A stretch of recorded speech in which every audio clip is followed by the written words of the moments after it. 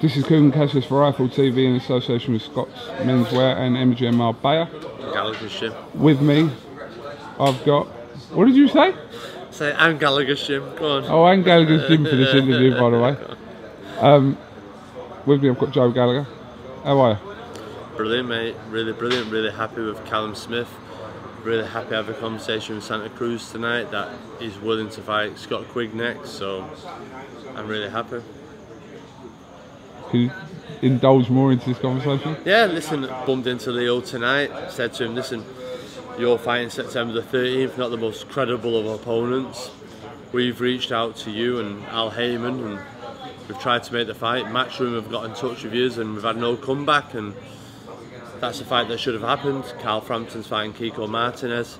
We should be really fighting used to, and the winner of each fight should fight each other, and it's like a little unification. Super 6, Super 4, whatever you want to call it. But it hasn't happened. But he reckons possibly Frampton will beat Kiko, and but he definitely said he's got to have 2 or 3 more fights at 122 and he's got to move up. And definitely the next kid on his radar is Scott Quigg. I said to him, is that definite? He says, yeah. He says, I'll get my people to reach out to your people, and that fight will definitely happen. So I can't wait to get back now to tell Scott Quigg that take care of business September the 13th. We've got the big one, Leo Santa Cruz, and that's the fight that we wanted all along. There's a possibility he may watch this video before you actually get a chance to tell him.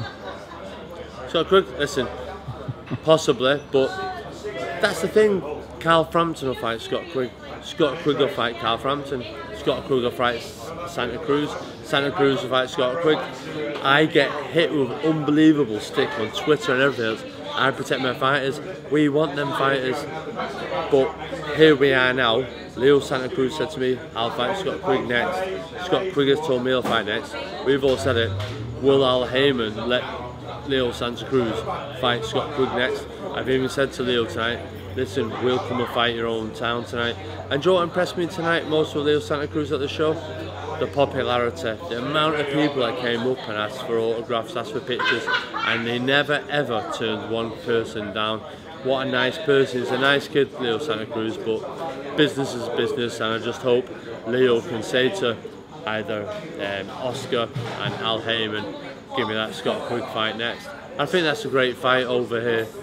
To understand, you've got the boxer fight. I tab Santa Cruz a bit like a Morales and Quigg a Brera style type, and I just think that's a great fight to happen. USA versus the Brits. We've seen tonight now, obviously, Kell Brook beating Sean Porter, and obviously when the England chant went up tonight, we were all a bit nervous because we got drowned out by the USA. But listen, that's what makes a great show and a great fight, and I can't wait now to get back, and that'll put the spring of Scott Quigg's step. I've just spoke to Eddie Hearn and Barry Hearn about it, and they've got to get on the phone and let's see if we can get this fight done. Do you think that Kell Brook's win here in Carson tonight will change the American perception of British fighters coming to fight here? No. One, because it's just an arrogance and an ignorance, and that's no talking bad. They do feel they are the super nation, the best nation.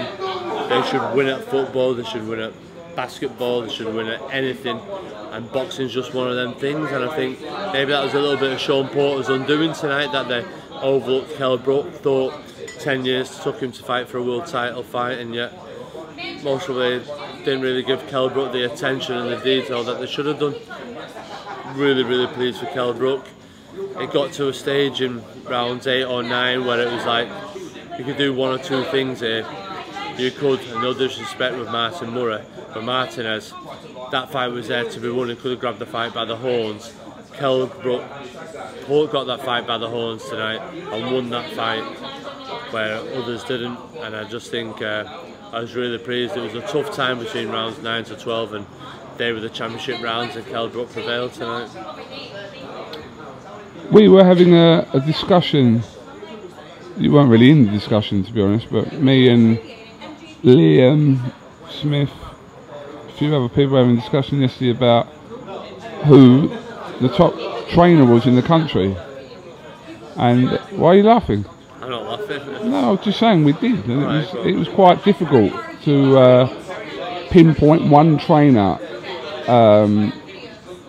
because it could be down to like your stable or what one fighter you train has achieved, or so we didn't really know how to narrow it really down. Listen, it's not true. Listen, there's great trainers out there that don't necessarily have a British champion, have a European champion, but they bring kids off the street, make a better life for themselves. And I think in my eyes, Brendan Ingle, the Inglecates stable, they're above and beyond anything.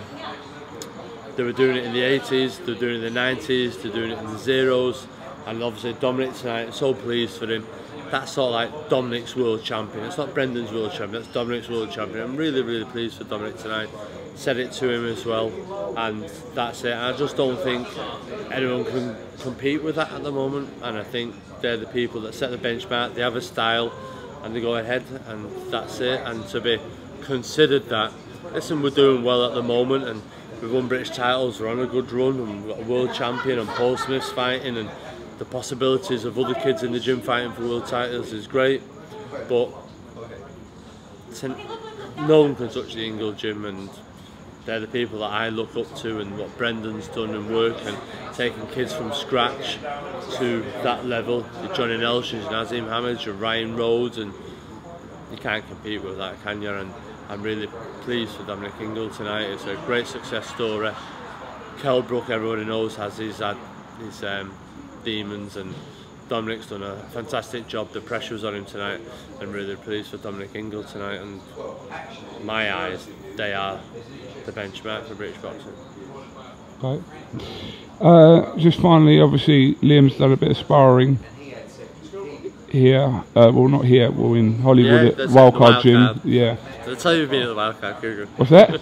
Did I tell you we were going to the Wildcard? No. Oh, I was there the other day. I was there for a little while. I did a bit with Freddie myself, but he Tyson come in. He met Tyson, didn't he? No, yeah, Mike Tyson. It was brilliant. That one. Yeah, listen, Liam. He's 4. He's fighting again October 25th. Last time he was here, he couldn't spar. He had a hand operation, so I brought him over here. Made his debut in the corner of Callum. Did a good job. He wasn't needed. Obviously, Callum doing what he does best, one round. But listen, we had 2 really good sparring sessions over here, and that's it. I think Liam Smith's the type of kid that comes alive in America. He comes alive in the Freddie Roach gym. He can spar like he did the other day, 9-0 kid, another good kid the other day. You come back to Britain and it's like you're king of the castle, you're British champion, who's there to spar with you? Either you go to the middleweights or the super middleweights, so you drop down to the welterweights for sparring. And you can see, for me as a trainer, you see Liam over here watching tonight, analysing the Beaker, Darrell and the Kell Brook fight, and Liam wouldn't be lost over here. Liam would really fit into these surrounds over here, and as a trainer, that's why we try to come over here as often as we can for the sparring. But Liam Smith's a world-class prospect. There's a lot of talk about Callum, but Liam, hopefully, please God, will prove my belief that he's the main kid down the straight. All right, Joe, it's about 2 Cheers, no problem, Quigg. Listen, morning, it's a great night. I'm really pleased for Kell Brook. He came over here, won the world title against a good champion in his own back garden. What more can you do? It's a great night for British boxing. Obviously, you had Luke Campbell win, Callum Smith. Let's not forget Jason Quigley won as well, representing Ireland. Yeah. He had a really good win, so it's a fantastic night. And for a small nation, we produce an awful lot of quality fighters. And Kell Brook has just hit the jackpot tonight. I know it was in Los Angeles, but it might as well be in Las Vegas. Hit the 6 figures tonight, and in that welterweight division. Take your pick: Floyd Mayweather, Manny Pacquiao, Amir Khan, Marquez. The world's his oyster, and fair play to him, and all the best for him.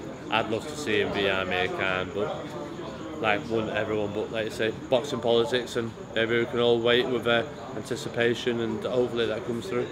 Absolutely. All right, Joe, thanks for talking to IFL TV.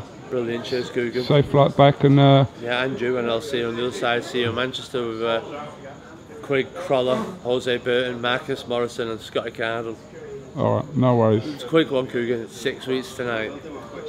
Paul Smith could be experiencing this. The reception in the hotel tonight for Kell Brook, the champagne and ice, that just makes me go back poor Paul, he's got to get beasted even more, because I want Paul to get this, and if there's anyone that I'd want anyone to win it, it'd be Paul Smith, and I really want him to win it. Alright. I certainly hope so. Alright. Thank you, mate. I'll speak to you soon. Cheers, pal. Yeah.